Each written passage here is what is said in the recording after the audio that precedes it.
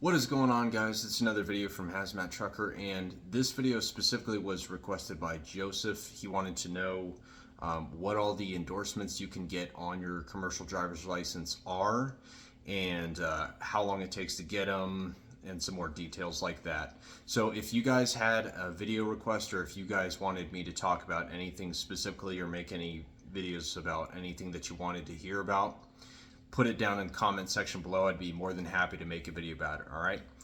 So I'm going to break this down into two different sections of the video. So the first section is I'm going to give you guys who don't have your endorsements 3 solid reasons why you should get your endorsements. All right. And then the second half of the video, I'm going to break down into some general guidelines I pulled off the FMCSA website directly, which will be posted in the description of this video, so you can go check it out yourself. So the first reason you should get your endorsements, you're already there. And what do I mean by that? Like, when Joseph specifically said he was in CDL school right now, and he's already having to do some of the online driver's training for just his basic CDL, and some of that online training is also required for some of your different endorsements. All right. So you might as well just add that on while you're there. And worst case scenario, even if you're not in school and you have to go back to the DMV after you've done your online training for the ones that it's required for, and you fail, you can just try again. Okay, it's really not that difficult. For example, when I first got my CDL permit, or just my commercial driver's permit, I went in, did the CDL test, the written test, and then at the same time I also did my doubles and triples endorsement written test, and I also tried for my tankers endorsement test, which I failed the tanker endorsement test, but I did pass the doubles and triples endorsement. So it wasn't a big deal. I ended up getting my tanker endorsement anyways later on.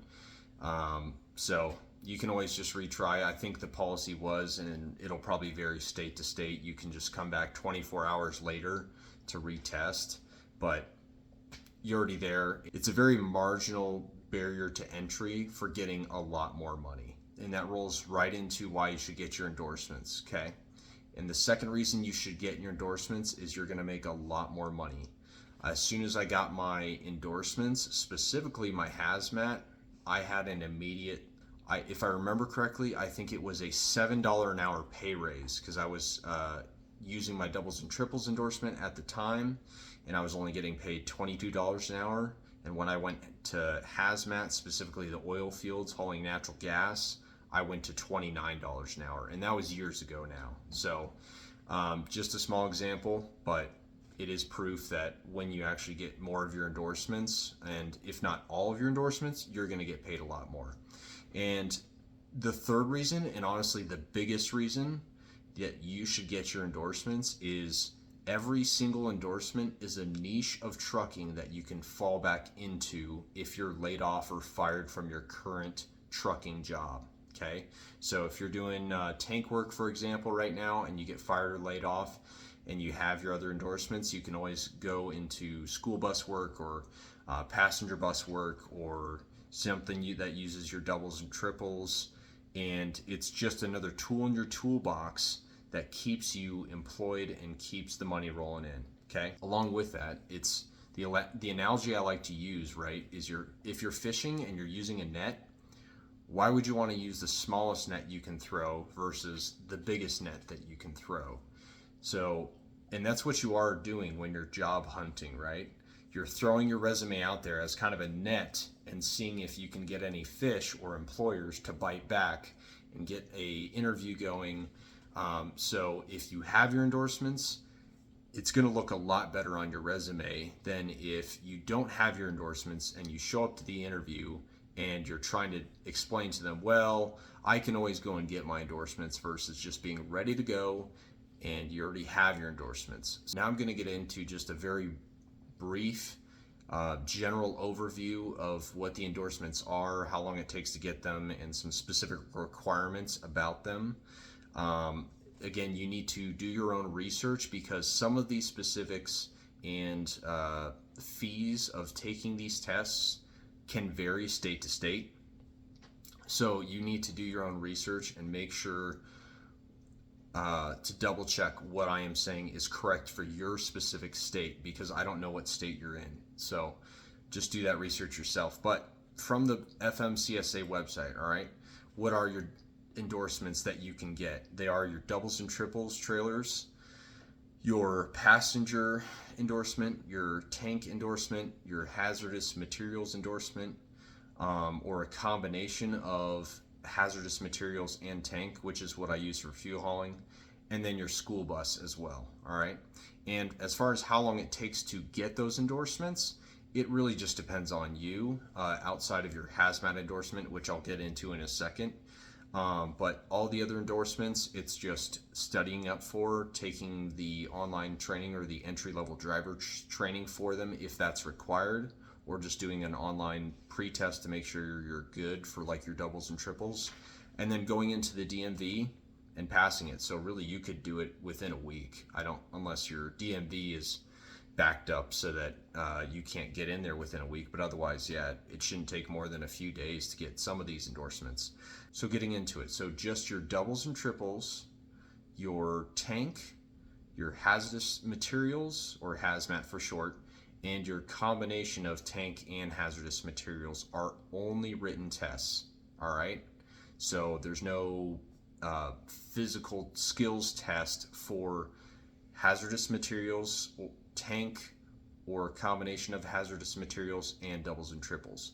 However, for your air brake endorsement, which is part of just your Class A, your passenger and your school bus endorsements, those are also not only written tests, but those are also physical in-person skills tests that you have to do on specific vehicles to get your endorsement. So just keep that in mind as well. And then, like I had mentioned earlier, the entry-level driver training, that is required for a few scenarios: getting your Class A or B for the first time, or upgrading from a Class B license to a Class A license, or getting your passenger, your school bus, or your hazmat endorsement for the first time. All right, and this is where I was talking about for your hazmat specifically.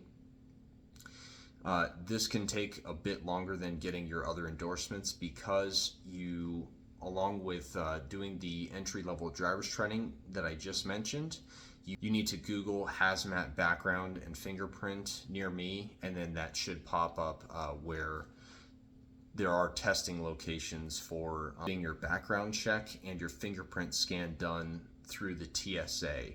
And that specifically for the background check and the fingerprint scan can take a few weeks, maybe even 3 if they're really backed up. So keep in mind, once you've done your entry-level driver training for your hazmat, the next step is to go get that background check and the fingerprint scan done before you test for the hazmat endorsement at the DMV. Because if you don't, and you show up at the DMV to test for hazmat, and the TSA has not cleared your background or your fingerprint, they're not going to give you your endorsement. So just keep that in mind. I made sure, and they'll email you, the TSA, once it's cleared, will email you when you're ready to go in, and you'll have to show that to the DMV, or at least I did. So just keep that in mind. And while you're doing that background check and the fingerprint scan, most of those locations also will allow you to get your TWIC card, or your Transportation Workers Identification Credential card. You need to do some research into if the job that you're trying to get requires a TWIC card, because it's pretty simple process, especially if you already have your hazmat done. Or if you're getting it done at the same time, it's just an extra fee. It's a $125 fee for 5 years to get it done at the same time.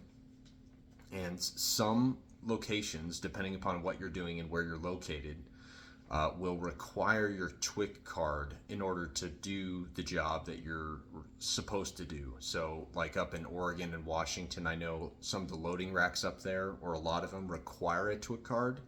Around here, they don't require them. So I actually don't have my TWIC card because all of the loading racks we pull out of here don't require a TWIC card. So just keep that in mind. And for me specifically, my hazmat background only took about a week. Doesn't mean that's always going to be the case, but just for a general perspective. As well, guys, please just go get your endorsements. So again, that's pretty much it for this video. Please, again, check your specific state's DMV to make sure that what I listed here and any other further specifics are correct and what you need to follow, because ultimately that's what you need to follow, and that's what you need to research, is your state's DMV website for the CDL requirements. Okay. Again, if you guys have any other specific videos that you want me to cover, like I did here for Joseph, please just comment down below and I will be more than happy to make a video out of it. Otherwise, if you like this video and you found some use out of it, please give it a like and subscribe, and I will see you guys on the next one. Take care. God bless.